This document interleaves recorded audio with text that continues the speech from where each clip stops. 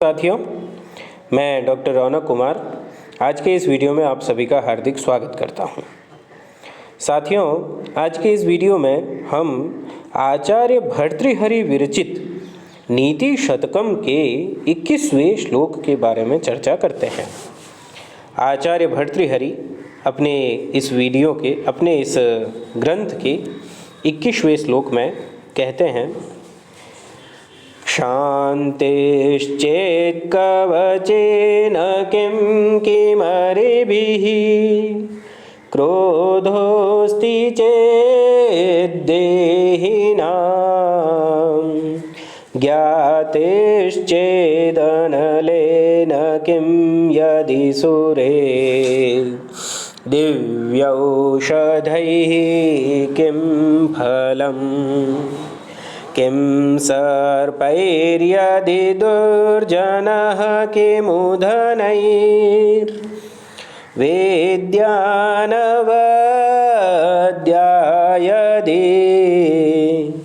व्रीडा चेत् किमुभूषणैः सुकविता यद्यस्ति राज्येन किम्।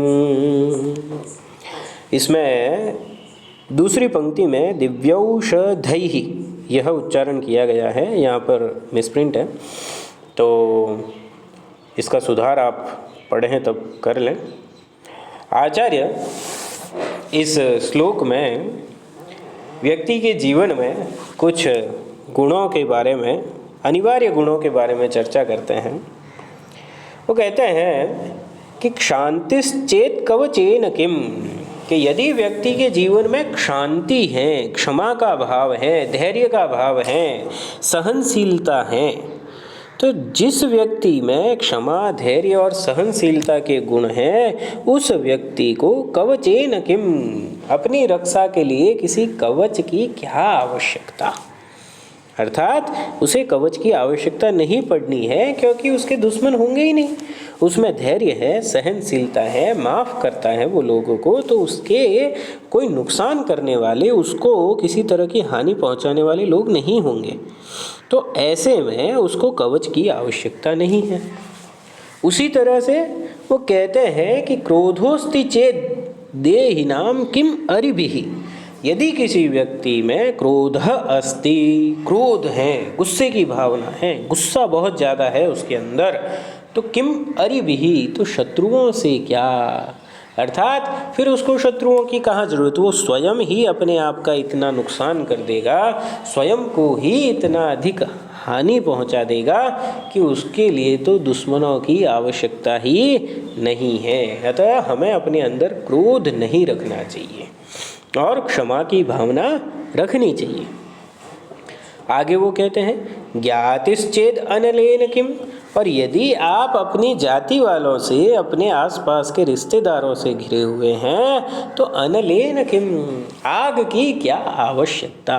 कहने का मतलब ये है कि वो स्वयं आपके जीवन में इस तरह के इश्यूज़ क्रिएट करते रहेंगे, इस तरह के नए नए मुद्दे आपके जीवन में आपके सामने लाते रहेंगे। आप ऐसे ही व्यथित हो जाओगे, आपको आग की ज़रूरत रहेगी ही नहीं। पर आगे वो कहते हैं, देखिए सुनिए अगली ही पंक्ति में वो क्या कहते हैं, यदि सूरित दिव्यौषधैः किम फलम, और यदि आपके पास में सूरित है, हृदय से आपको चाहने वाले लोग हैं, आपके सच्चे मित्र हैं आपके पास में, तो दिव्य औषधैः किम फलम, दिव्य औषधियों की कहाँ आवश्यकता, अर्थात वो आपको किसी तरह की तकलीफ आने ही नहीं देंगे, आपके जीवन में समस्याएं आएगी नहीं, और आएगी तो वो स्वयं उसका समाधान कर लेंगे। इसलिए यदि आपके पास में सच्चे मित्र हैं, आपके सुहृद हैं, आपको चाहने वाले हैं, तो आपको औषधियों की ज़रूरत नहीं पड़ेगी।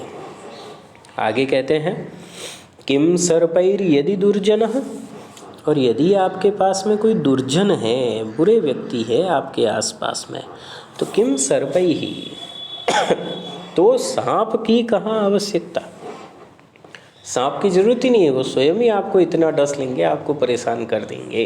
कहते हैं सांप से भी अधिक जहरीले होते हैं वो लोग। आगे कहते हैं, माफ़ी चाहूँगा, आगे कहते हैं किमु धनैहि विद्या अनवद्या यदि, और यदि आपके पास में दोष रहित विद्या है, दोष रहित ज्ञान है, अच्छा ज्ञान है, तो आपको धन की भी आवश्यकता नहीं है। व्रीड़ा चेत किमु भूषणैहि, और यदि आपके अंदर व्रीड़ा है अर्थात लज्जा है, तो आपको आभूषणों की आवश्यकता नहीं होगी। लज्जा ही आपका बहुत बड़ा आभूषण हो जाएगा। और आगे वो कहते हैं कि सुकविता यदि अस्ति राज्येन किम, और यदि आपके पास में अच्छी कविताएं हैं, आपके अंदर कवित्व की शक्ति है, आप यदि काव्य के रसिक हैं, काव्य के पाठक हैं, काव्य लिखने वाले हैं, तो आपको राज्य से भी क्या प्रयोजन, अर्थात राज्य से भी अधिक आनंद तो आपको वो कविता दे देती है। कवियों के बारे में कहते हैं कि भैया कवि का अपना ही एक अलग संसार होता है, ठीक है।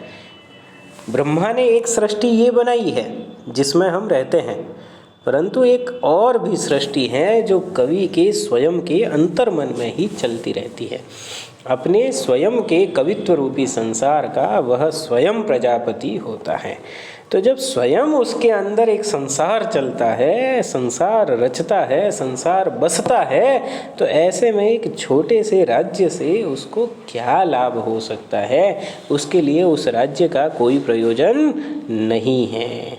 अतः व्यक्ति के अंदर क्षमा होनी चाहिए, क्रोध नहीं होना चाहिए, अच्छे मित्र होने चाहिए, दुर्जनों से दूर रहे वो, उसकी विद्या, उसका ज्ञान अनवद्य होना चाहिए, दोष रहित होना चाहिए, व्यक्ति के अंदर लज्जा होनी चाहिए, और कवित्व शक्ति तो वास्तव में व्यक्ति के लिए वरदान के रूप में ही होती है। जिसके पास ये आ गई उसको किसी तरह के राज्य के किसी तरह के आश्रय की आवश्यकता नहीं हो सकती है। धन्यवाद।